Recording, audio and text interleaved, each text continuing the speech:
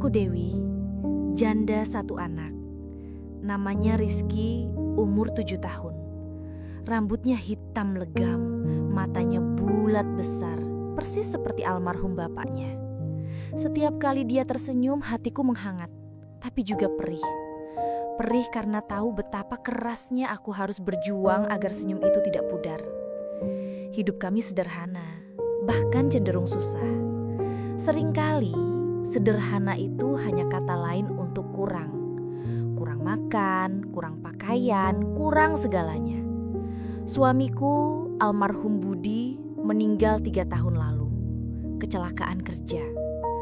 Truk yang dikendarainya terguling di tikungan tajam menimpa tubuhnya. Kabar itu datang seperti petir di siang bolong. Dunia rasanya runtuh. Aku ingat bagaimana aku menggenggam tangan Rizky yang saat itu baru 4 tahun berusaha tegar di depan anakku, padahal hatiku hancur berkeping-keping.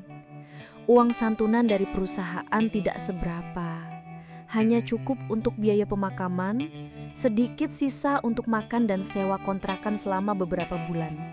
Setelah itu aku harus banting tulang sendiri. Tidak ada siapa-siapa lagi yang bisa kuandalkan. Aku kerja serabutan. Apa saja yang penting ada uang masuk. Pagi-pagi buta aku sudah mengetuk pintu rumah-rumah tetangga menawarkan jasa cuci baju. Tanganku sering lecet, kulitku kasar karena sabun. Siang hari kalau ada panggilan, aku bantu di warung Bu Lastri, mencuci piring atau melayani pembeli. Upahnya kecil, hanya cukup untuk makan hari itu. Malamnya kadang aku menerima jahitan kecil-kecilan dari tetangga, menambal baju atau memperbaiki resleting. Mataku sering pedih karena begadang di bawah lampu remang-remang. Tidurku tidak pernah nyenyak. Selalu ada pikiran yang berputar di kepala. Besok makan apa? Rizky butuh apa? Rizky adalah duniaku. Setiap kali melihat dia makan nasi dengan lauk seadanya, kadang hanya tempe goreng atau kerupuk, hatiku perih. Anak seusianya seharusnya bisa makan enak, bermain tanpa beban. Tapi Rizky tidak pernah mengeluh. Dia anak yang pengertian. "Ibu, ini sudah enak," katanya suatu kali saat aku merasa bersalah hanya bisa memberinya nasi dengan kecap. Kata-kata itu justru semakin membebaniku. Aku ingin dia sekolah yang layak, makan yang bergizi, dan punya masa depan lebih baik. Pikiran itu terus menghantuiku setiap malam saat Rizky sudah terlelap di sampingku. Aku harus cari cara yang lebih baik, yang bisa menghasilkan lebih banyak. Suatu sore saat aku pulang dari warung Bu Lastri, aku melihat beberapa tukang pijat di pinggir jalan. Mereka duduk di kursi plastik, beralaskan tikar seadanya, menunggu pelanggan. Kebanyakan supir truk atau kernet yang baru saja menempuh perjalanan jauh.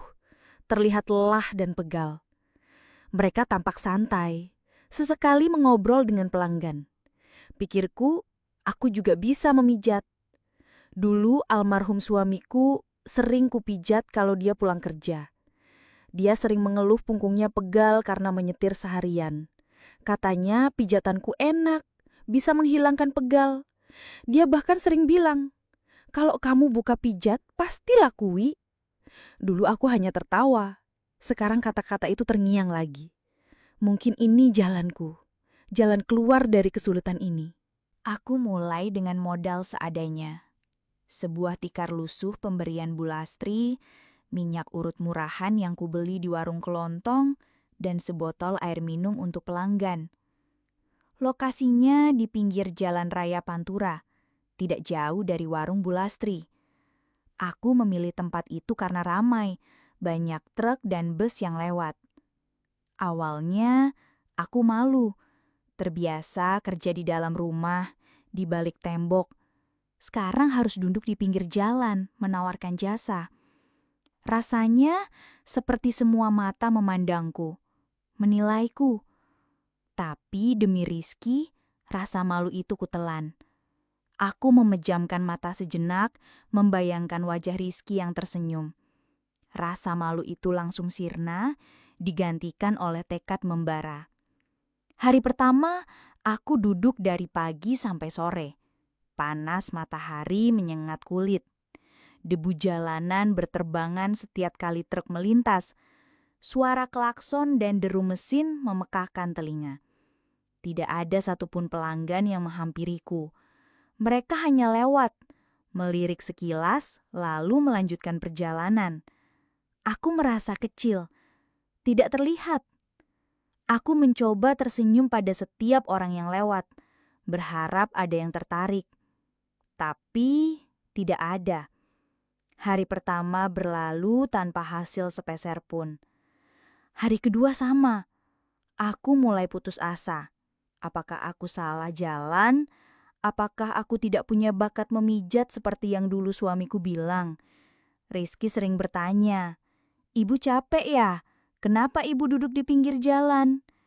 Aku hanya tersenyum dan bilang tidak. "Ibu lagi kerja, Nak. Nanti dapat uang untuk beli jajan Rizky," kataku berusaha menyembunyikan kekecewaan di suaraku. Aku tidak ingin dia khawatir. Aku tidak ingin dia tahu betapa sulitnya aku berjuang. Bu Lastri, pemilik warung di dekatku, sering melihatku dengan tatapan kasihan. Kadang dia memberiku segelas teh hangat atau sepiling nasi sisa dagangannya. "Sabar, Wi, rejeki itu ada jalannya," katanya suatu kali. Kata-katanya sedikit menghibur, tapi perutku tetap melilit. Minggu pertama berlalu, hanya ada 1-2 pelanggan. Itu pun hanya pijat ringan. Bayarannya tidak seberapa, cukup untuk beli beras dan sedikit sayur. Uang itu habis dalam sekejap. Aku sering menangis diam-diam di malam hari setelah Rizky tidur lelap di sampingku. Air mataku membasahi bantal. Apakah ini jalan yang benar? Apakah aku bisa bertahan? Aku harus. Demi Rizky. Aku tidak punya pilihan lain. Aku harus kuat. Setiap pagi, aku bangun sebelum subuh, menyiapkan sarapan seadanya untuk Rizky. Kadang hanya nasi dengan telur dadar.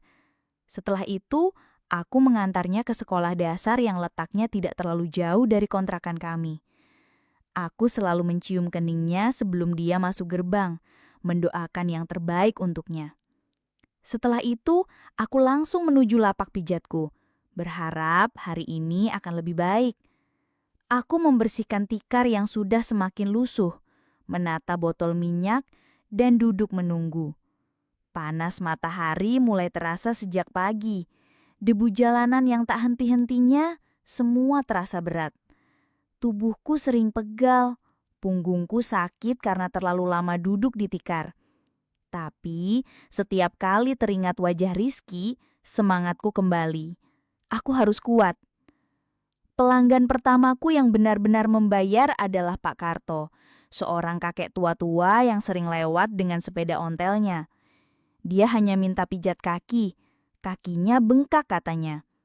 Aku memijatnya dengan hati-hati, berusaha selembut mungkin. Bayarannya kecil, hanya beberapa ribu, tapi aku bersyukur. Itu adalah uang pertamaku dari usaha pijat ini. Rasanya seperti secercah harapan di tengah kegelapan. Setelah itu, ada beberapa sopir truk yang mampir. Mereka kebanyakan minta pijat punggung dan pundak. Mereka tidak banyak bicara, hanya mengeluh pegal dan capek. Aku memijat dengan sekuat tenaga, berharap mereka puas dan kembali lagi. Aku selalu bertanya, "Bagaimana, Pak? Sudah enakan?" Mereka hanya mengangguk atau bergumam, "Lumayan." Malam hari, setelah pulang, aku menghitung uang receh yang kudapat. Seringkali tidak cukup untuk kebutuhan esok hari.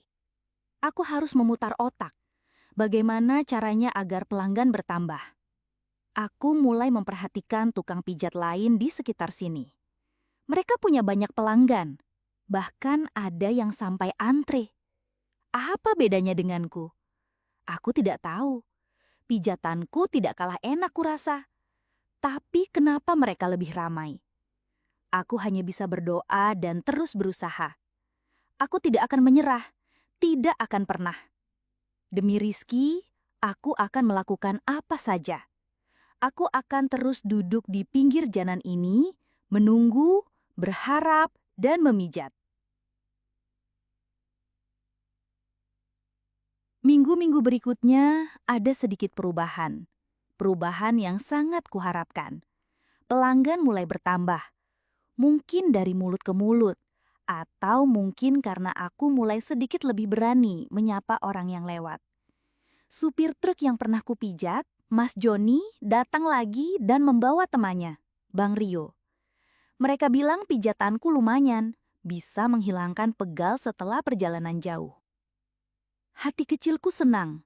Pujian sederhana itu rasanya seperti siraman air dingin di tengah teriknya matahari. Sedikit demi sedikit, lapak pijatku mulai dikenal. Aku mulai bisa membeli lauk yang lebih bervariasi untuk Rizky. Kadang ayam, kadang telur, kadang ikan asin yang dia suka.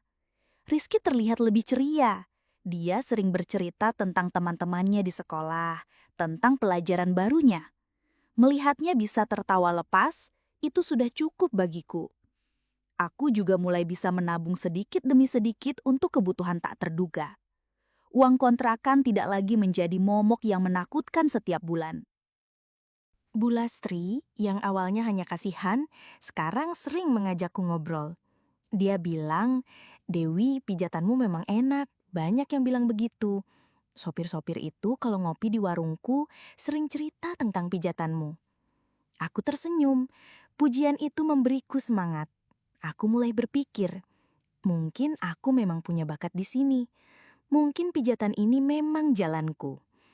Pelanggan yang datang semakin beragam, tidak hanya sopir truk, tapi juga pedagang yang lewat. Bahkan beberapa warga lokal dari kampung sebelah yang mendengar kabar tentang pijatanku. Mereka semua mengeluh pegal dan capek. Ada yang minta pijat kepala, ada yang minta pijat kaki, ada juga yang minta pijat seluruh badan. Aku melayani mereka dengan ramah dan profesional. Aku selalu berusaha memberikan pijatan terbaikku. Fokus pada titik-titik pegal yang mereka keluhkan.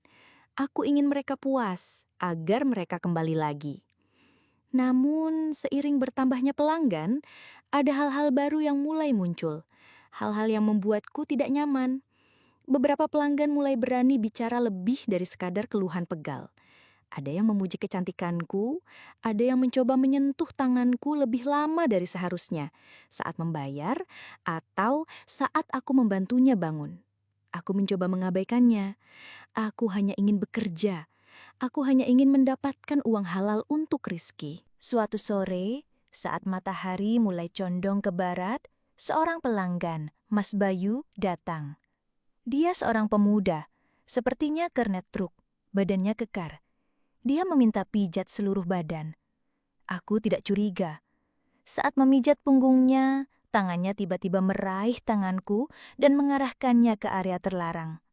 Aku terkejut. Darahku berdesir dingin. Langsung kutarik tanganku, seolah tersengat listrik. "Maaf mas, saya hanya pijat biasa," kataku.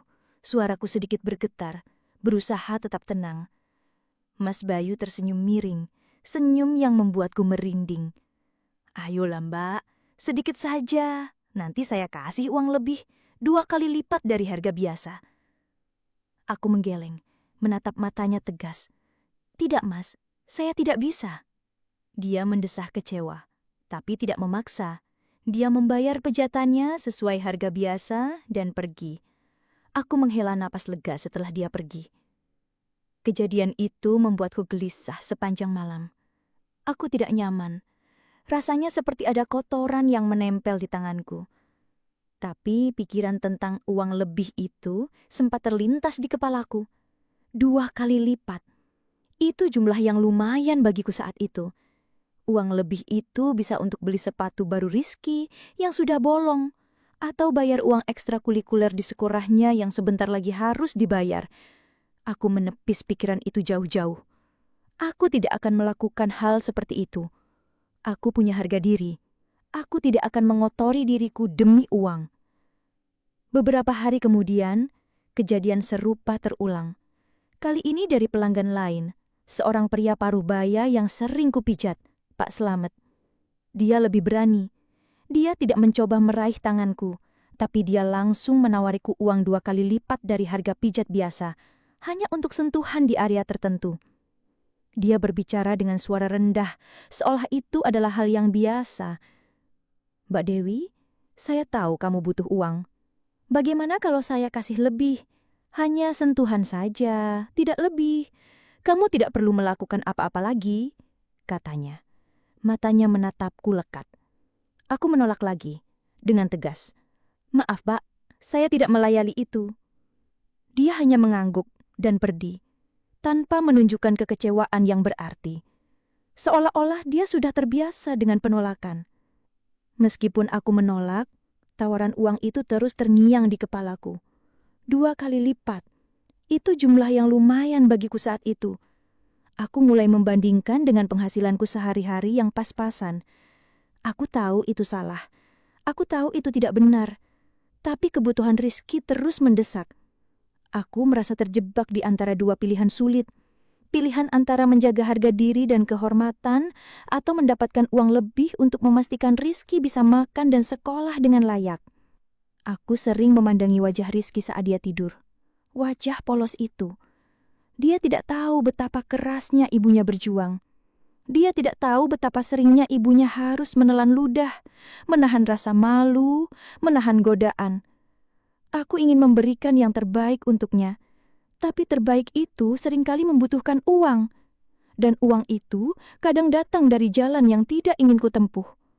Aku mulai melihat tukang pijat lain di sekitar Pantura. Beberapa dari mereka aku tahu melayani hal-hal yang lebih dari sekedar pijat. Mereka punya penampilan yang lebih mencolok, pakaian yang lebih terbuka, dan mereka terlihat lebih makmur. Pikiranku mulai berkelana. Apakah mereka juga memulai seperti aku? Apakah mereka juga terpaksa karena kebutuhan? Aku tidak tahu. Aku hanya bisa melihat hasil akhirnya. Setiap kali ada pelanggan yang mencoba berani, aku selalu menolak. Tapi setiap penolakan itu, ada suara kecil di kepalaku yang berbisik. Bagaimana kalau lain kali? Bagaimana kalau Rizky sakit lagi? Bagaimana kalau ada kebutuhan mendesak yang tidak bisa ditunda? Suara itu semakin lama semakin kuat. Aku merasa seperti ada pertarungan di dalam diriku, pertarungan antara prinsip dan kenyataan. Aku tidak tahu sampai kapan aku bisa terus menolak godaan ini. Aku lelah. Lelah dengan perjuangan yang tak bergusendaan, lelah dengan uang yang selalu kurang, lelah dengan kekhawatiran akan masa depan Rizky. Aku hanya ingin Rizky bahagia, dan jika kebahagiaannya harus dibayar dengan sedikit dari diriku, apakah itu sepadan? Pertanyaan itu terus menghantuiku, tanpa jawaban pasti. Aku hanya bisa berharap, semoga aku tidak pernah sampai pada titik itu. Tapi aku tahu, kenyataan hidup seringkali lebih kejam dari harapan. Kebutuhan Rizky semakin banyak. Ini bukan lagi sekedar sepatu bolong atau uang les tambahan. Ini sudah menyangkut hal-hal mendasar yang membuatku tercekik. Uang sekolah naik lagi. Katanya ada biaya pembangunan gedung baru. Rizky butuh buku baru. Seragamnya mulai sempit dan warnanya sudah pudar. Teman-temannya di sekolah mulai punya sepeda. Sementara Rizky masih jalan kaki. Dia tidak pernah mengeluh, tapi aku tahu dia memendam keinginan itu. Aku melihat tatapan iri di matanya setiap kali teman-temannya bersepeda ria di depannya. Hati seorang ibu mana yang tidak hancur melihat itu? Penghasilan dari pijat biasa, meskipun sudah bertambah, tetap tidak cukup. Aku sudah bekerja keras, pagi sampai sore, bahkan kadang sampai malam jika ada pelanggan yang datang terlambat. Tanganku sering kram, punggungku sakit, tapi uangnya selalu pas-pasan. Setiap malam, setelah Rizky tidur, aku menghitung uang receh di kaleng bekas biskuit. Angka itu tidak pernah cukup untuk menutupi semua kebutuhan. Aku merasa seperti berlari di tempat, tidak pernah maju. Suatu malam, ketakutanku menjadi kenyataan. Rizky demam tinggi, badannya panas sekali, napasnya tersengal-sengal. Aku panik. Aku tidak punya uang cukup untuk membawanya ke dokter. Tabunganku hanya sedikit, tidak akan cukup untuk biaya periksa dan obat. Aku hanya bisa mengompresnya dengan air hangat, mengganti kompres setiap beberapa menit, dan terus memanjatkan doa. Aku memeluknya erat, merasakan panas tubuhnya yang membakar. Malam itu, aku menangis sejadi-jadinya. Aku merasa gagal sebagai ibu. Aku tidak bisa memberikan yang terbaik untuk anakku, bahkan untuk kesehatannya. Aku merasa tidak berguna. Keesokan harinya, aku pergi ke lapak pijatku dengan hati hancur, mata bengkak karena kurang tidur, dan menangis semalaman. Aku harus mencari uang. Aku tidak peduli lagi bagaimana caranya. Aku harus bisa membawa Rizky ke dokter, apapun resikonya. Saat itu, Mas Bayu, pelanggan yang pernah menawariku uang lebih untuk sentuhan, datang lagi. Dia melihat wajahku yang murung. "Mbak Dewi, kenapa? Kok kelihatan sedih sekali hari ini?" tanyanya. Suaranya terdengar sedikit khawatir. Aku hanya menggeleng, tidak sanggup bicara. "Tidak apa-apa, Mas, hanya sedikit capek." Dia memesan pijat seperti biasa. Saat aku memijat punggungnya, tangannya kembali mencoba meraih tanganku, mengarahkannya ke area terlarang. Kali ini, aku tidak menariknya. Aku membiarkannya. Jantungku berdebar kencang, bergemuruh di dadaku. Rasa malu dan jijik bercampur aduk, seperti lumpur kotor yang mengotori jiwaku. Tapi, pikiran tentang Rizky di rumah yang demam, wajahnya yang pucat, lebih kuat dari segalanya. "Jadi, bagaimana Mbak? Mau uang lebih? 2 kali lipat dari harga biasa. Hanya sentuhan saja," bisiknya. Suaranya rendah dan penuh harap. Aku menunduk, tidak berani menatap matanya. "Berapa, Mas?" tanyaku. Suaraku nyaris tak terdengar. Aku sudah tidak peduli lagi dengan harga diri. Yang ada di pikiranku hanya Rizky. 50.000 Mbak, katanya. 50.000. Jumlah yang sangat besar bagiku saat itu. Cukup untuk membawa Rizky ke dokter dan membeli obat. Aku mengangguk pelan. "Baik, Mas." Dia tersenyum puas. Aku melakukan apa yang dia minta. Tanganku gemetar saat menyentuh kulitnya. Aku merasa kotor, sangat kotor. Aku memejamkan mata, membayangkan wajah Rizky yang tersenyum, wajahnya yang sehat. Saat dia meletakkan beberapa lembar uang di tanganku, jumlahnya tepat 50.000. Rasa lega itu mengalahkan segalanya. Uang ini bisa untuk Rizky. Aku langsung membereskan lapakku setelah itu. Aku tidak peduli jika ada pelanggan lain yang datang. Aku langsung pulang, setengah berlari, membawa Rizky ke klinik terdekat. Dokter bilang dia hanya demam biasa, tapi butuh obat penurun panas dan antibiotik. Aku membeli obatnya, dan Rizky mulai membaik. Melihatnya bisa tertawa dan bermain lagi, hatiku sedikit tenang. Uang itu memang kotor. Uang itu didapat dari cara yang tidak pernah kubayangkan. Tapi uang itu menyelamatkan Rizky. Sejak hari itu, aku mulai berubah. Rasa malu itu masih ada, tapi mulai menipis.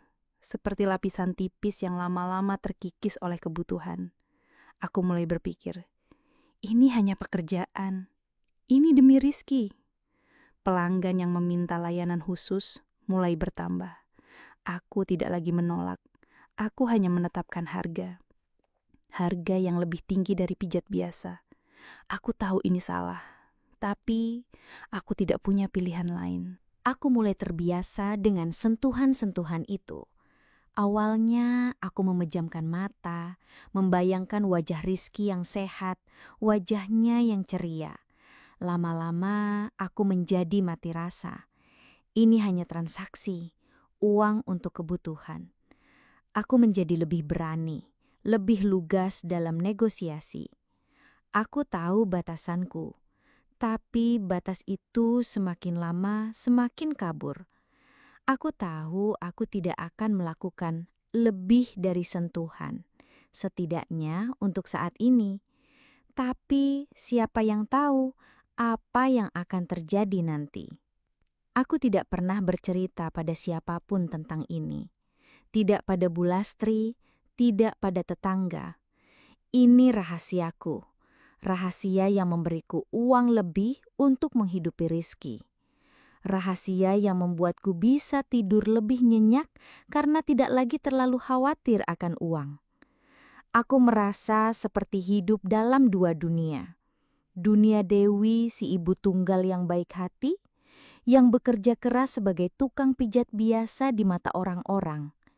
Dan Dewi, si tukang pijat yang melayani hal terlarang yang hanya diketahui oleh beberapa pelanggan dan diriku sendiri. Aku sangat hati-hati menjaga rahasia ini. Setiap kali ada pelanggan yang meminta layanan khusus, aku selalu memastikan tidak ada orang lain di sekitar lapakku. Aku akan menutupi diri dengan kain agar tidak terlihat dari jalan. Aku akan berpura-pura sedang memijat biasa jika ada orang yang lewat. Aku tidak ingin ada yang curiga. Aku tidak ingin Rizky tahu. Aku tidak ingin dia malu memiliki ibu sepertiku. Aku mulai melihat diriku dengan cara yang berbeda. Aku bukan lagi Dewi yang lemah, yang hanya bisa pasrah pada keadaan. Aku adalah Dewi yang berani, yang bisa mengambil keputusan sulit demi anaknya. Uang yang kudapat memang kotor, tapi uang itu memberiku kekuatan.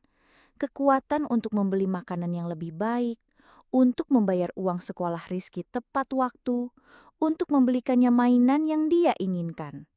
Aku bahkan bisa menabung sedikit demi sedikit untuk membeli rumah kecil suatu hari nanti. Rumah yang layak, bukan kontrakan sempit ini. Suara-suara di kepalaku yang dulu berteriak, "Salah!" kini mulai meredup. Digantikan oleh suara lain yang berbisik, "Ini demi Rizky. Ini adalah pengorbanan. Kamu melakukan ini untuk anakmu." Aku berpegangan pada pemikiran itu. Ini adalah pengorbananku. Pengorbanan yang tidak akan pernah diketahui siapapun. Dan aku akan memastikan itu tetap menjadi rahasia. Selamanya. Setelah beberapa waktu berlalu, aku menyadari satu hal penting.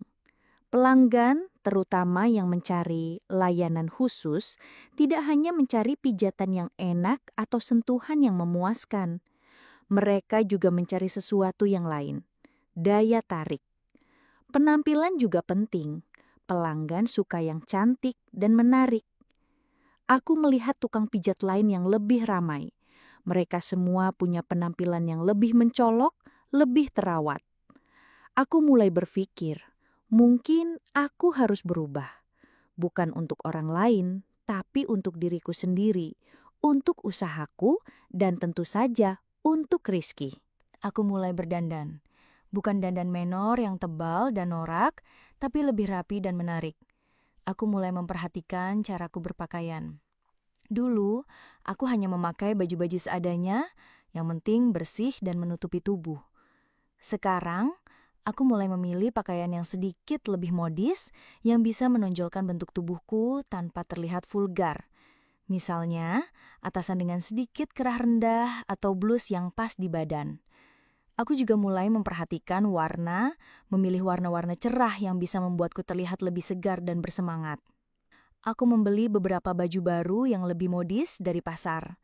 Bukan baju mahal, hanya baju-baju sederhana yang membuatku terlihat lebih segar dan menarik. Aku juga mulai memakai sedikit riasan. Bedak tipis agar wajahku tidak kusam karena debu jalanan. Lipstik warna natural yang membuat bibirku terlihat lebih berisi.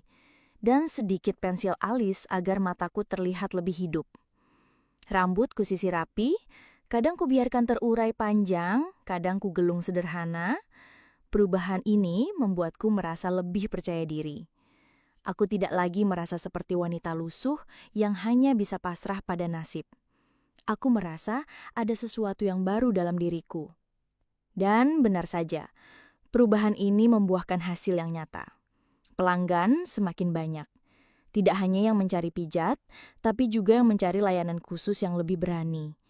Banyak di antara mereka adalah supir truk dan kernet yang sering lewat Pantura. Mereka sering mampir, kadang hanya untuk pijat, kadang untuk yang lain. Mereka terlihat lebih tertarik, lebih bersemangat. Aku bisa melihat tatapan mereka yang berbeda. Tatapan kagum, tatapan penasaran. Aku mulai terbiasa berinteraksi dengan mereka. Mereka kebanyakan orang-orang yang kasar tapi jujur, blak-blakan. Mereka tidak banyak basa-basi, langsung ke intinya. Aku belajar bagaimana membaca keinginan mereka, bagaimana menanggapi permintaan mereka. Aku menjadi lebih luas dalam berbicara dan bergerak. Aku tahu bagaimana membuat mereka nyaman, bagaimana membuat mereka merasa dihargai, meskipun yang terjadi hanyalah transaksi. Rasa malu yang dulu sangat kuat kini hampir hilang. Aku melihat ini sebagai pekerjaan. Pekerjaannya menghasilkan uang lebih banyak dari yang pernah kubayangkan. Aku bisa menyekolahkan Rizky di sekolah yang lebih baik, memberikannya les tambahan bahasa Inggris dan matematika, membelikannya mainan yang dia inginkan, bahkan aku bisa menabung untuk membeli rumah kecil suatu hari nanti. Rumah yang punya halaman untuk Rizky bermain. Aku tidak lagi merasa dipaksa. Aku merasa ini adalah pilihanku. Pilihan yang kubuat demi Rizky, demi masa depan kami. Aku mulai menikmati peran baruku ini. Aku bisa mengendalikan situasi dan aku mendapatkan bayaran yang pantas. Aku bahkan mulai merasa ada semacam kekuatan dalam diriku. Kekuatan untuk menarik perhatian, kekuatan untuk mendapatkan apa yang kuinginkan. Kekuatan untuk mengubah nasib. Beberapa supir truk yang menjadi pelanggan tetapku adalah Pak Tejo dan Bang Udin. Pak Tejo adalah supir tua yang ramah, selalu tersenyum. Bang Udin lebih muda, badannya kekar dan dia sering bercanda. Mereka sering mampir setiap kali lewat. Mereka tahu apa yang mereka mau dan aku tahu bagaimana memberikannya. Transaksi kami selalu lancar, tanpa drama. Mereka membayar, aku melayani. Selesai. Mereka bahkan sering memberiku tips tambahan jika mereka merasa sangat puas. Aku menjadi lebih berani dalam negosiasi. Jika ada yang menawar terlalu rendah, aku akan menolak dengan sopan tapi tegas. Aku tahu nilaiku sekarang. Aku tidak lagi takut kehilangan pelanggan. Karena selalu ada pelanggan lain yang datang. Aku merasa seperti seorang pengusaha. Pengusaha yang menjual jasa, meskipun jasa itu sedikit berbeda dari yang lain.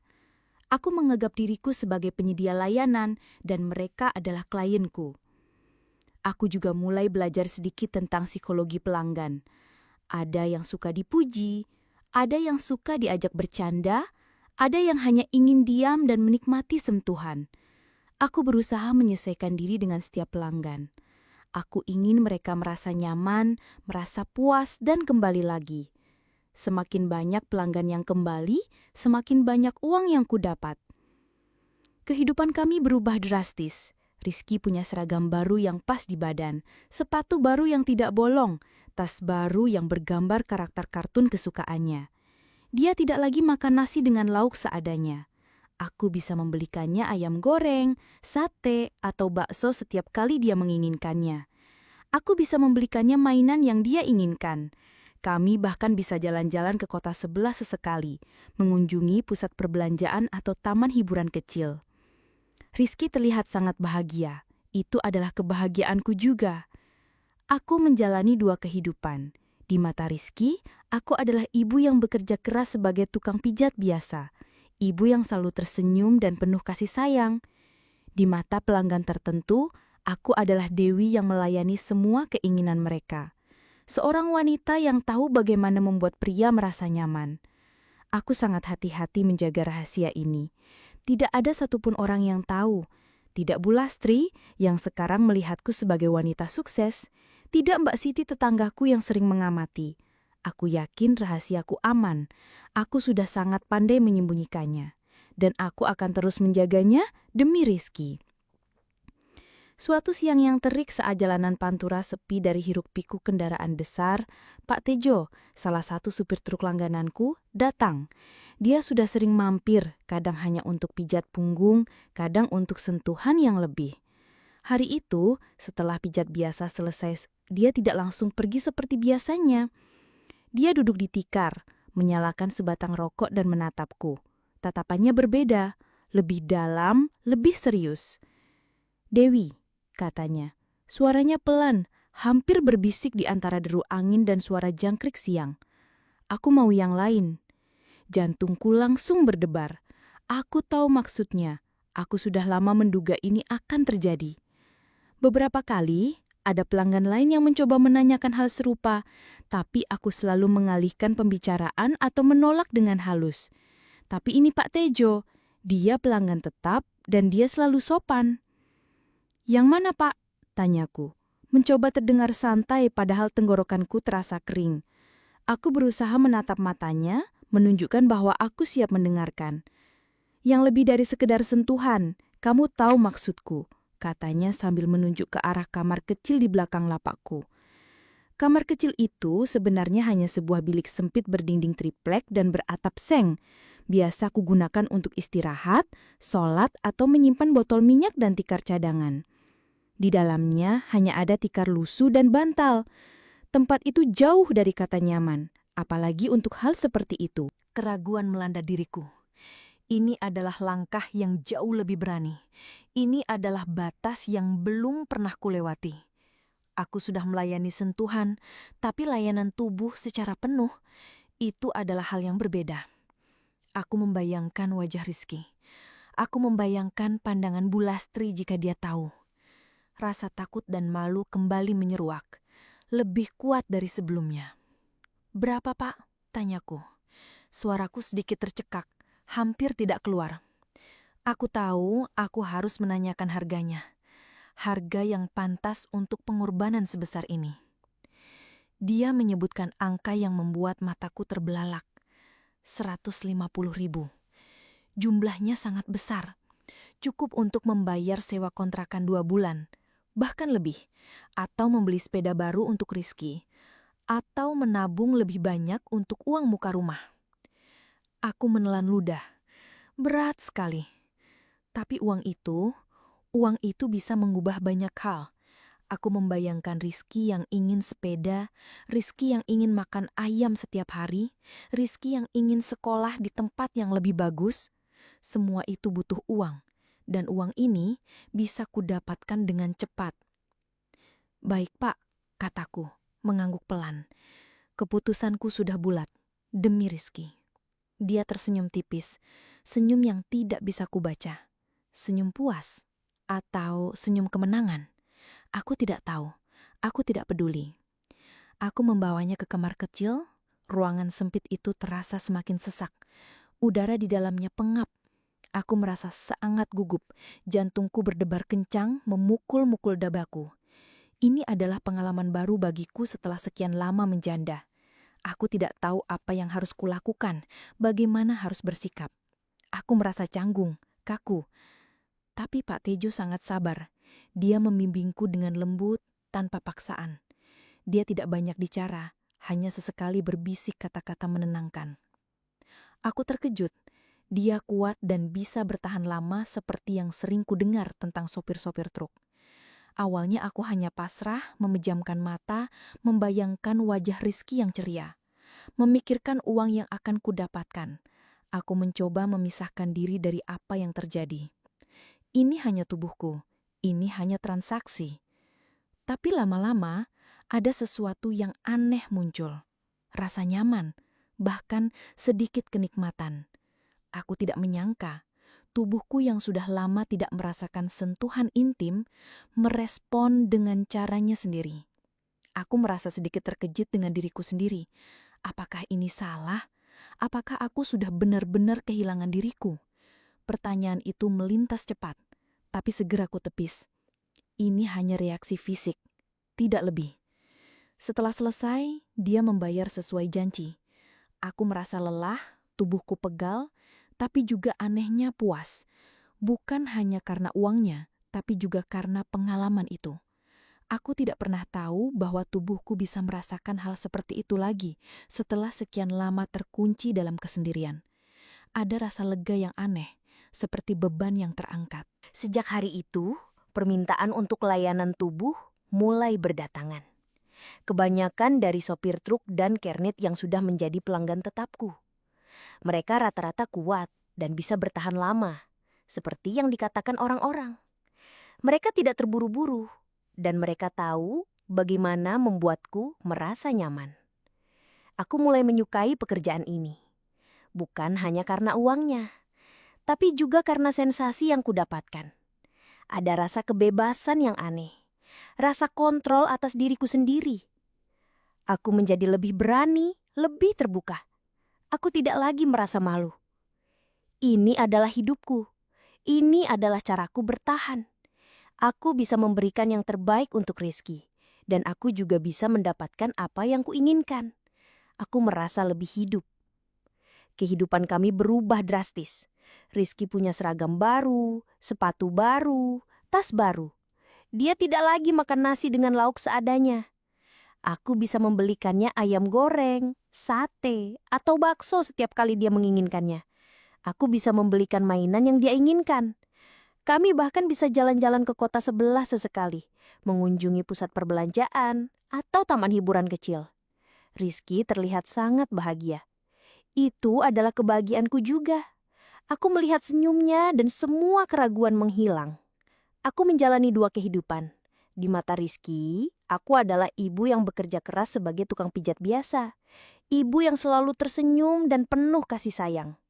Di mata pelanggan tertentu, aku adalah Dewi yang melayani semua keinginan mereka. Seorang wanita yang tahu bagaimana membuat pria merasa nyaman dan puas. Aku sangat hati-hati menjaga rahasia ini. Tidak ada satupun orang yang tahu. Tidak Bu Lastri, yang sekarang melihatku sebagai wanita sukses.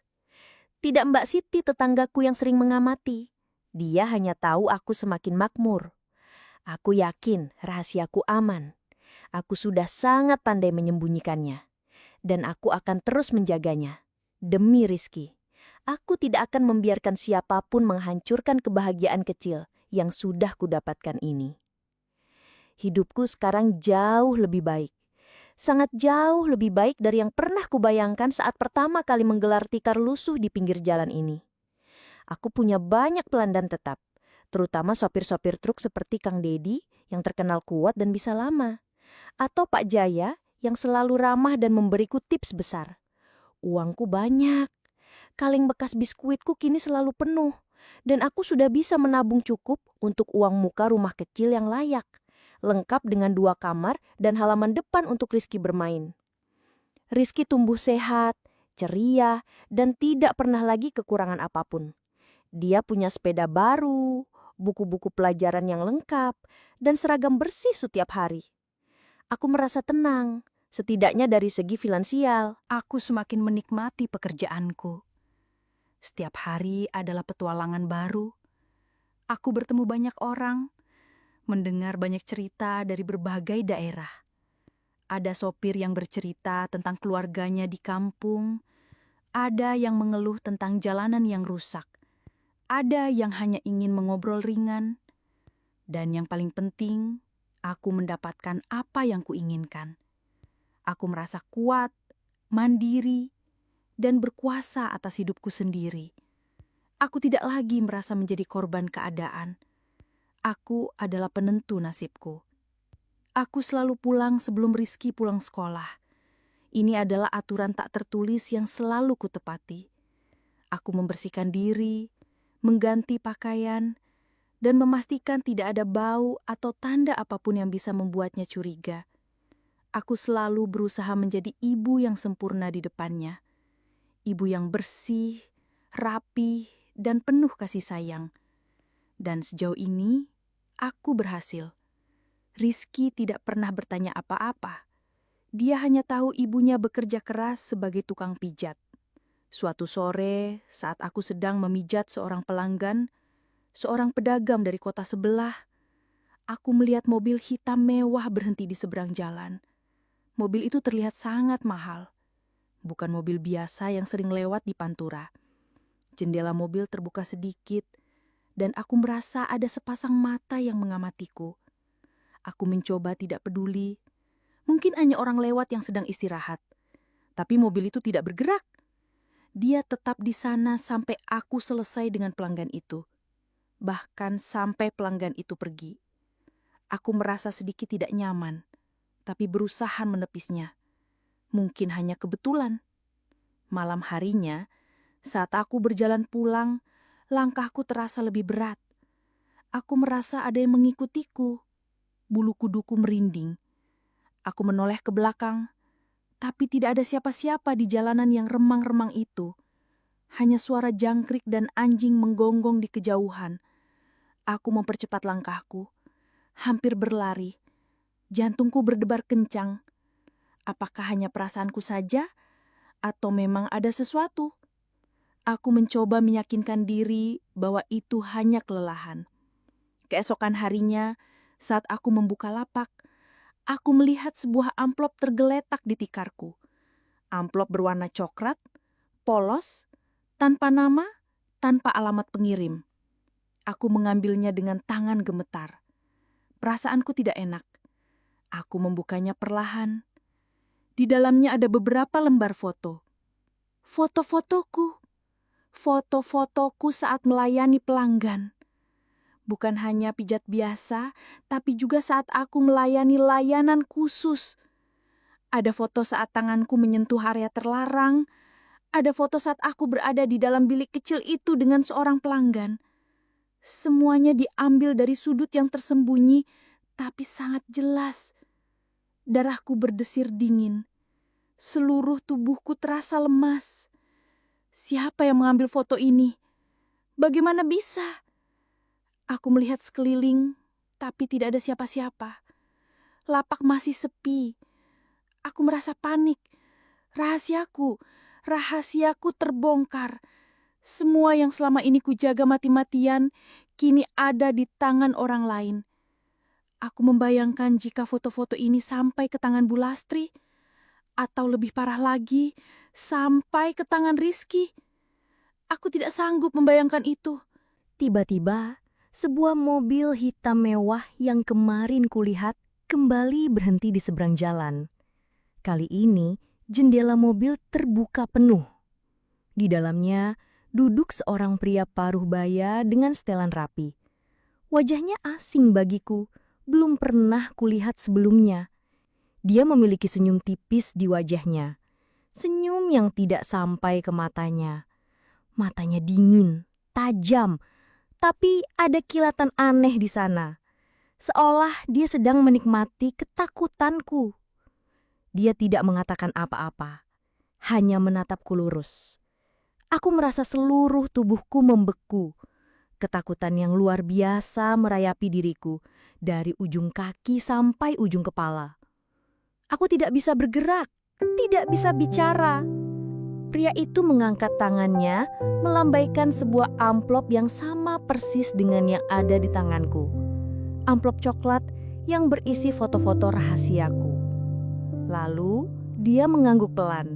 Senyumnya semakin lebar dan mobilnya melaju pergi, meninggalkan aku terpaku di tempat dengan amplop berisi foto-foto rahasiaku yang kini tidak lagi menjadi rahasia. Aku tidak tahu siapa dia atau apa yang dia inginkan. Tapi satu hal yang pasti, hidupku tidak akan pernah sama lagi. Semua kebahagiaan yang kurasakan, semua ketenangan yang kudapatkan, kini terancam. Aku tidak tahu apa yang akan terjadi selanjutnya. Aku hanya bisa berdiri di sana, menatap jalanan Pantura yang kini terasa begitu asing dan menakutkan.